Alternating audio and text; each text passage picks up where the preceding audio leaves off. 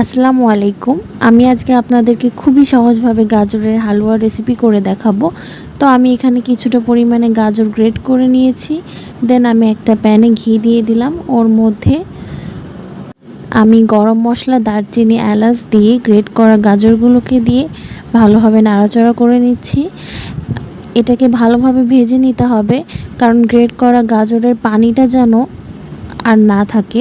এই জন্য আমরা ভালোভাবে এটাকে ভেজে পানিটাকে শুকিয়ে নিচ্ছি। দেন সুন্দর করে এটাকে ভাজার পরে আমি এখানে কিছুটা পরিমাণে চিনি অ্যাড করে দিব। আমরা যে যার স্বাদ মতো চিনিটাকে দিব, কারণ সবার টেস্ট তো আর এক না। তো আমি আমার পরিমাণ মতো চিনিটা দিয়ে চিনিটার সাথে গ্রেট করা গাজরগুলোকে ভালোভাবে মিক্স করে নিলাম।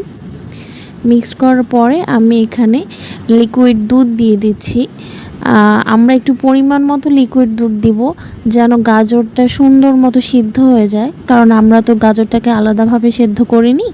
তো আমি এর মধ্যে সামান্য কিশমিশ দিয়ে নিলাম। আপনারা চাইলে বাদাম দিয়ে নিতে পারেন, আমি বাদামটা পছন্দ করি না তাই দিইনি। সবার শেষে আমি একটু পরিমাণে গুঁড়া দুধ দিয়ে এটাকে ভালোভাবে নাড়াচাড়া করে লাস্টে ঘির ফ্লেভারটা আরও যেন বেশি এনহ্যান্স করে গাজরের হালুয়ার মধ্যে, এই জন্য আমি সব শেষে 1 চামচ ঘি দিয়ে সুন্দর করে পরিবেশন করে ফেললাম আমার গাজরের হালুয়া। আপনারাও চাইলে বানিয়ে নিতে পারেন এই মজাদার হালুয়াটি।